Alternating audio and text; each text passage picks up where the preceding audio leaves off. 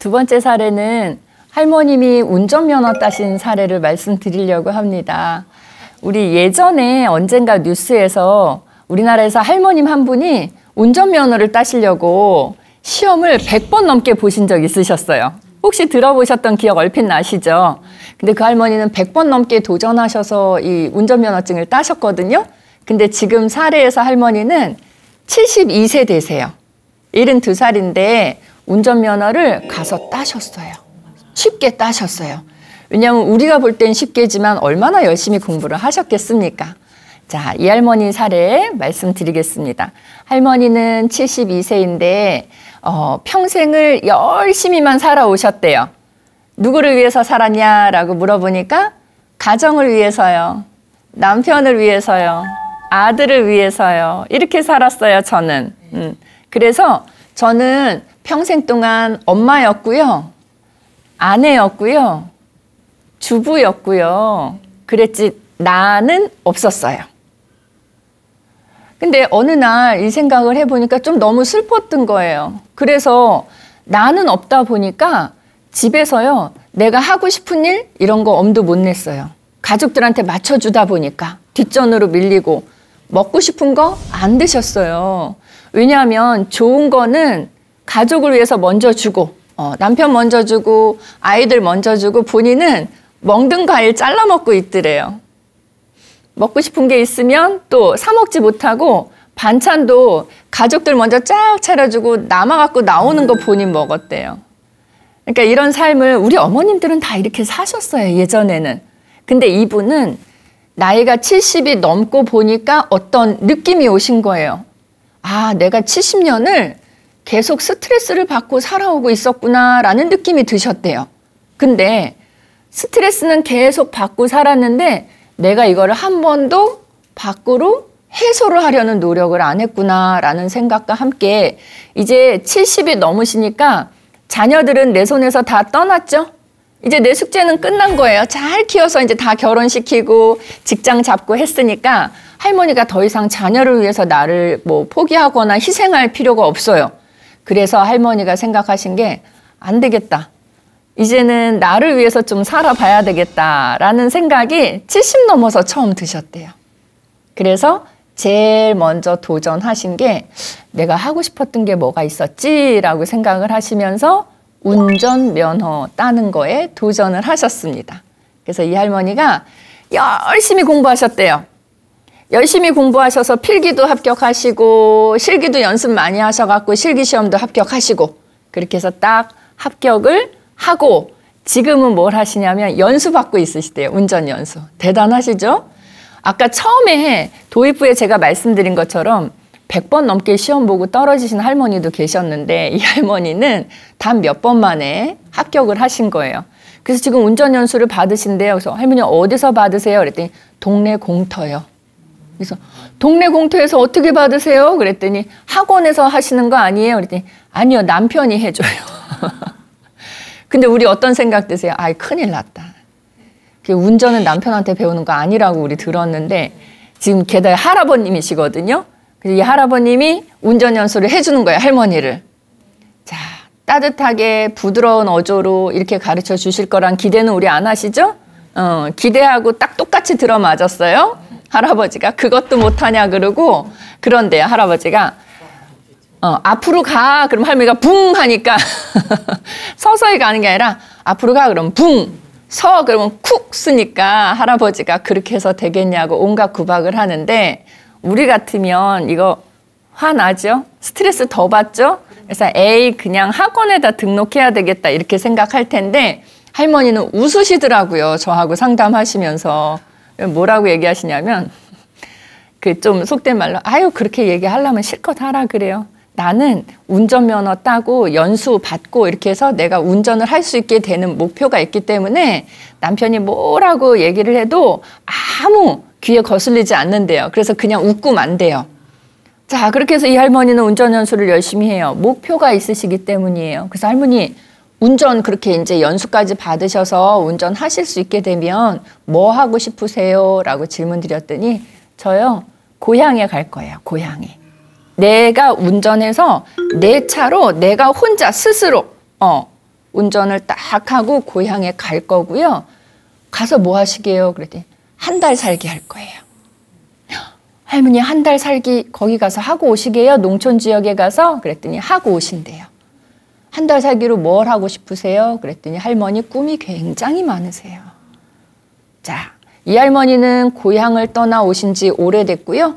결혼 이후에는 몇십 년 동안 가족을 위해서만 살았죠. 근데 이제 고향으로 가서 한 달을 살면서 내 어릴 적 추억을 밟고 오고 싶은 거예요. 할머니는 고향 마을을 보고 싶은 게 아니라 내 추억을 밟고 오겠다는 얘기예요. 어릴 때의 나로 돌아가겠다. 나는 그걸 느껴보고 싶다. 이 생각이에요. 그래서 가시면 텃밭도 가꾸실 거고 여러 가지 하실 거래요. 그래서 할머니 참 좋은 생각이신 것 같아요. 그랬더니 근데 그거 할아버지한테도 얘기하셨어요. 그랬더니 얘기했대요. 그냥 할아버지 뭐라 그러세요? 그랬더니 택도 없다 그러더래요. 가긴 어딜 가냐고. 근데 할머니도 거기서 지지 않으세요. 이제는 되게 강해지셨어요. 그래서 아유 맘대로 대답하시라고. 당신이 그런다고 못 갈 애가 아니라고. 그러면서 지금 열심히 연수를 받고 계신다고 해요. 그러면서 상담 마지막 부분에 선생님 저 그냥 하소연 하려고 상담한 거긴 한데 제가 연수 잘 맞춰서 고향 마을 가서 한 달 살기 잘하고 올 수 있게 용기를 주세요. 힘 좀 북돋아 주세요. 라고 하면서 상담을 하셨어요. 자, 그래서 이제 제가 상담이 시작됐는데 제가 생각에는 제가 용기를 별도로 드리지 않아도 이미 용기가 많이 충전되어 있으신 것 같다는 딱 느낌이 들었어요. 근데 계속 남편의 반대라든가 뭐 이런 얘기들을 간혹 하시잖아요. 그럴 때 제가 뭘 느꼈는가 하면 아, 이 할머니가 겉으로는 강인하게 대답을 하고 뭐 당신이 그런다고 내가 못 갈 것 같아요. 이런 식으로 얘기를 했지만 사실 안으로는 좀 걱정도 되고 좀 자신이 없기도 하고 좀 떨리기도 하셨구나. 그래서 할머니는 잘하고 오실 수 있다라고 저희가 말씀을 해주기를 기대하시고 상담을 하셨던 것 같아요. 그래서 이런 상담일 때는 제가 해드릴 수 있는 건 그거예요. 행복한 생각을 자꾸 하게 하면 거기에서 힘이 날 수가 있어요. 자신감이 생길 수가 있어서 할머니가 가서 잘하고 오실 수 있도록 가셔서 어떻게 지내실 건지에 대해서 우리가 계획을 짜보는 시간을 가져봤어요. 그랬더니 아까 말씀드린 것처럼 텃밭을 일단 가꾸어서 거기서 뭔가 생산되는 내가 뭔가를 만들어낸다라고 하는 그런 느낌을 한번 받아보고 싶다고 얘기를 했고요. 그 동네에 가서 친구들하고 옛날에 놀러 다녔던 그 장소들을 다 한번 다녀보고 싶다고 얘기를 하고 그리고 할머니 말씀은 저 거기에요. 아직도 어렸을 때 친구들 거기서 살고 있는 애들이 있어요.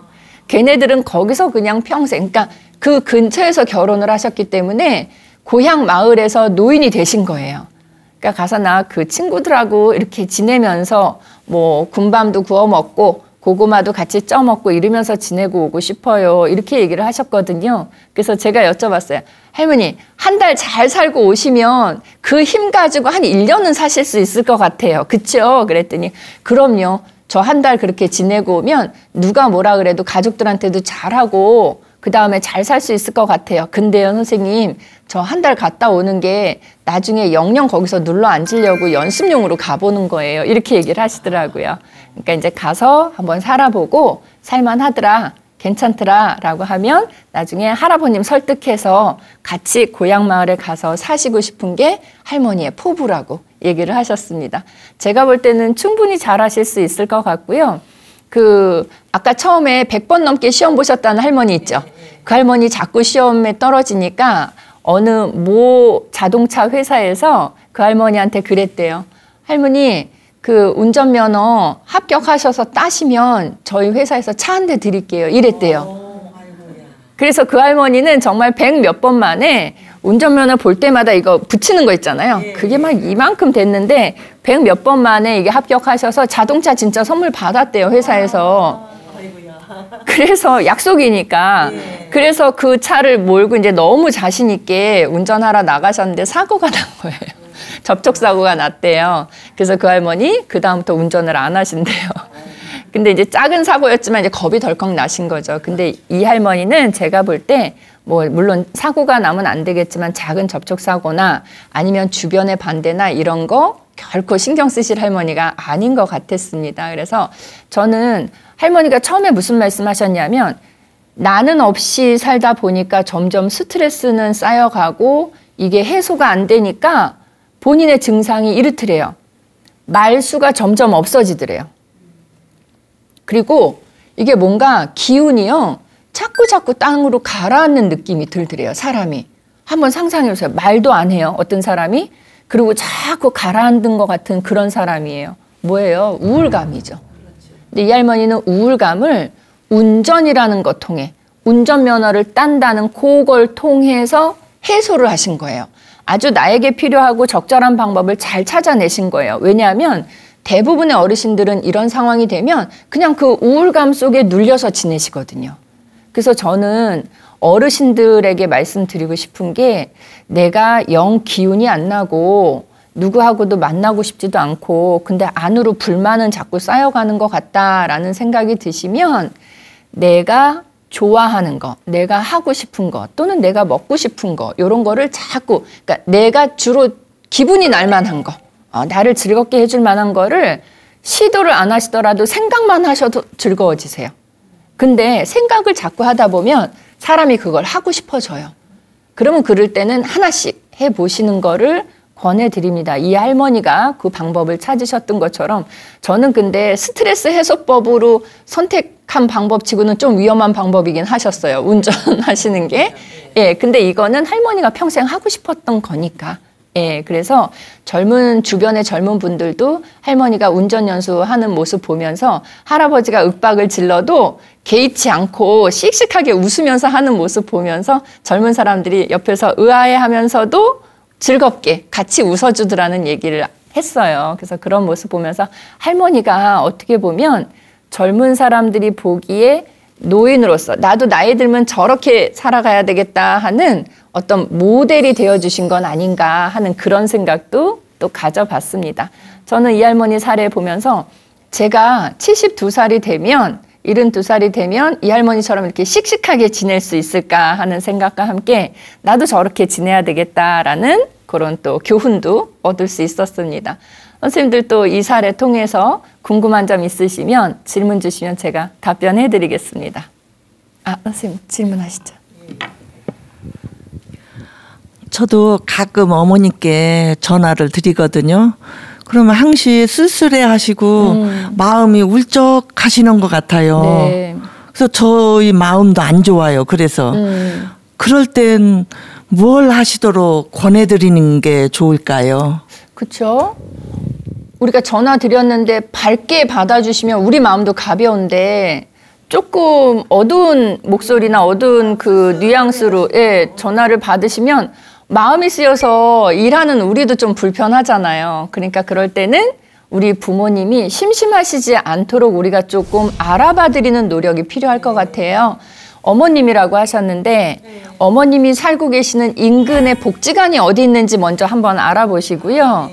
그 노인복지관이면 더 좋습니다. 일반 종합사회복지관도 있고 만약에 노인종합복지관이 없으면 그냥 일반 종합사회복지관도 괜찮아요. 어쨌든 어머님 사시는 근처에 복지관이 있는지 알아봐 주시고 그 다음은 복지관을 알아보셨다면 굳이 가지 않으셔도요. 요새는 컴퓨터를 통해서 인터넷 통해서 그 복지관에서 하고 있는 프로그램들을 우리가 딱 볼 수 있어요. 쫙. 그러면 그 프로그램들을 한번 쫙 검색을 하셔서 우리 어머님이 좋아하실 만한 프로그램들이 뭐가 있는지 이렇게 살펴봐 드리는 거예요. 그래서 그걸 한번 정리를 해 주시고요. 다음번 찾아뵐 때 여기에 이러이러한 복지관이 있고 여기에 가시면 이러이러한 프로그램들이 있고 친구분들이 이거 같이 하신다라고 설명을 잘 드릴 필요가 있어요. 근데 자, 우리가 어머님의 성격 유형을 좀 파악해 두시는 것도 필요해요. 우리 어머님이 외향형인지 아니면 내향성인지 그걸 보시면 복지관의 프로그램이 100개가 넘게 있거든요. 100개가 넘는 프로그램 중에 주로 외향적인 어르신들이 하면 좋을 만한 프로그램들 목록 있어요. 또는 내성적인 어르신들이 주로 하면 좋을 프로그램들 목록 있어요. 그중에서 우리 어머님이 이거 하면 딱 좋겠다. 어머님 성격으로 봤을 때 그런 거 우리가 뽑아서 알려드리고 그러면 어머님이 그래? 그런 게 있었어? 라고 해서 스스로 가시는 경우도 있지만요. 그래 알았다. 그러고선 안 가시는 경우가 더 많으시죠. 그러면 언제 한번 시간을 내셔서 주중에 복지관에 가는 것까지는 함께 가주시는 거. 가셔서 접수하는 것까지만 함께 해주시면요. 그 다음엔 가지 말라 그래도 어르신들이 매일 가세요. 근데 처음부터 혼자 가기는 굉장히 어색해 하시고 그러세요. 두려워하세요. 그러니까 첫 방문만 자녀분들이 함께 모시고 가주면 왠지 좀 뿌듯하대요. 저기 오는 노인들은 지금 혼자 왔다 갔다 하잖아요. 근데 나는 아들이, 딸이, 며느리가 나 여기 데리고 온 거잖아요. 그러니까 좀 으쓱한 마음으로 같이 가시고 그 다음부터는 그 기운으로 이렇게 둘러보시면서 마음에 드는 프로그램 하신대요. 근데 그 복지관에서 프로그램 이용하시면 좋은 게 뭐냐면 뭐 어머님이 복지관 다니시니까 우리가 신경 안 써서 좋다 이런 개념보다도 친구들이 많아지세요. 그래서 아마 그렇게 제가 말씀드린 절차대로 복지관 프로그램을 이용하시게 됐다. 그러면 그 다음부터는 선생님들이 어머님을 걱정하는 게 아니고 어머님 제가 다음 주 무슨 요일에 시간이 돼서 찾아뵐라 그러는데요. 그럼 어머님이 이러세요. 나 그날 바쁘다 오지 마라. 그러니까 잘 지내시는 거죠 이제. 그렇죠. 예, 그래서 이제 그런 것들 선생님들이 알아봐 주시면 좋겠고 또 하나는 복지관 아니어도 동네에 이웃 관계를 좀 파악해 놓으시면 좋습니다. 어머님이 왜 이웃들은 되게 많지만 그중에서 유난히 더 친하게 지내는 이웃이 있을 거 아니에요. 그런 분들이 어떤 분들인지 해서 그분들에 대한 이야기를 전화 통화하면서 자주 나눠주시면 좋아요. 자, 우리 젊은 청년들도 보세요. 애인이 생겨서 애인이랑 사귀고 있으면 애인 얘기 한번 해보라 그러면 끝이 없이 얘기해요. 너무 좋거든요, 이 사람이. 자, 어머님들도 이웃의 친구분이나 아니면 이웃 주민 중에 친한 분에 대한 이야기를 전화를 드려서 안부 전화 드렸을 때 그분 얘기를 슬쩍 물어보잖아요. 끊임없이 하세요. 그러니까 뭐예요? 두 번째는 첫 번째는 복지관 알아봐 드리기, 두 번째는 말벗 해드리기. 자주 못 찾아뵙지만 예, 전화를 하셔서 그냥 안부만 여쭙는 게 아니라 어르신이 관심 있어 하는 거, 좋아하는 거 또는 좋아하는 분 이런 사람에 대한 이야기를 나눠주시면 자꾸 물어봐 주시는 거예요. 그러면 그 얘기를 하시면서 이미 행복해지십니다. 그래서 그런 방법들 활용하시면 좋지 않을까 하는 생각을 해봤습니다. 이 어르신은 아까 운전면허 따셨죠? 면허증은 이제 따셨고요. 연수만 하시면 이제 고향으로 가실 참이죠. 자, 근데 여기서 하나 우리가 조금 더 이 어르신께 제가 제안 드린 게 뭐냐면 어르신 운전면허 따시는 과정도 매끄러웠고 다 순탄하게 진행이 되셨는데요.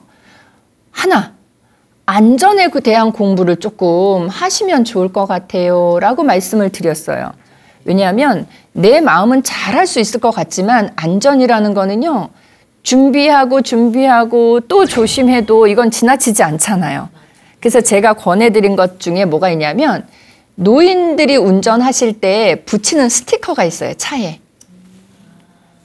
스마일 실버 스티커라고 해서 그 스티커를 딱 붙이시면 아, 이 차는 어르신이 운전하시는 차구나 라고 해서 많이 양보해주고 배려해주거든요. 그런 게 있었어요 라고 우리 그것도 몰랐지만 그럼 그거 어디 가서 받아요? 복지관이나 주민센터나 물론 이거 교통안전공단에서 만든 거니까 거기 직접 가셔도 되면 그건 너무 어렵잖아요. 근데 운전면허 시험 보는 데에도 이게 비치가 돼 있고요. 그러니까 시험 보실 때 뭐 거기 가셔서 해도 되고 가까운 데에 복지관이나 주민센터 가셔서 요청을 하시면 발급 받으실 수가 있습니다. 그럼 훨씬 더 조금 배려도 받으시면 초반에는 배려 받으시면 좋겠죠. 그 다음에 또 뭐가 필요하냐면 그 야간에 혹시 운전하실 경우를 대비해서 운전자용 안경이 있어요. 이거는 내가 안경 끼시는 분들은 안경 맞추시죠? 안경 맞추시는 곳에서 야간에 운전할 때 불빛 요거 이게 잘 흡수할 수 있는 거 한번 깔아주세요 라고 얘기하면 그걸 깔아줍니다. 그러니까는 뭐 내 안경 도수라든가 이런 거랑 전혀 상관없이 말하자면 하나만 더 추가된다고 보시면 돼요. 근데 저도 얼마 전에 이거 했거든요. 비싸지도 않아요. 한 1, 2만 원 추가하시면 돼요. 원래 내 안경 맞추는 거에. 그러면 그러고선 껴봤더니 어떤 효과가 있냐면 야간에 이렇게 불빛, 차의 불빛이나 이렇게 안전표지판 불빛 보면 눈부시잖아요. 근데 이게 딱 그거를 흡수해서 그걸 봐도 눈이 굉장히 시원해요. 근데 이게 어디에도 적용이 되냐면 제가 안경이 딱 도착한 날 집에서 TV를 켜놓고 이걸 껴봤거든요. TV 볼 때도 시원해요. 그러니까 이런 강한 빛에 이게 민감하게 요거를 딱 해소시켜주는 그런 효과가 있어요. 그래서 저는 어르신께 다음에 안경하러 가시면 운전자용, 야간에 운전하실 때 안전할 수 있는 그런 안경도 한번 생각해 보시도록 말씀을 드렸습니다. 그리고 또 하나 마지막으로 교통법규가 계속 달라지죠. 그래서 해가 바뀔 때마다 우리 새로 만들어지는 교통법규 이런 얘기 하잖아요. 그래서 달라지는 교통법규에 대해서는 어르신이 늘 꾸준히 공부를 하셔서 자꾸자꾸 새롭게 익히실 것도 권해드렸습니다.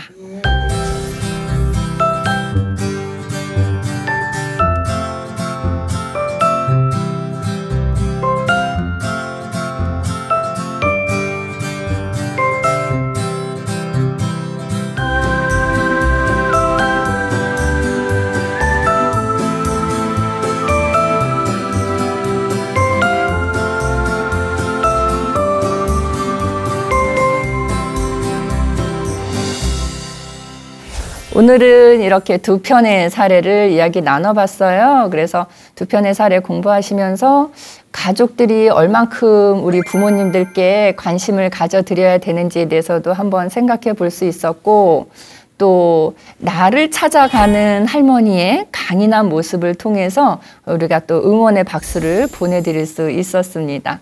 자, 다음 주에도 또 다른 사례를 준비해서 여러분 찾아뵙겠습니다. 오늘도 함께 해주셔서 감사합니다.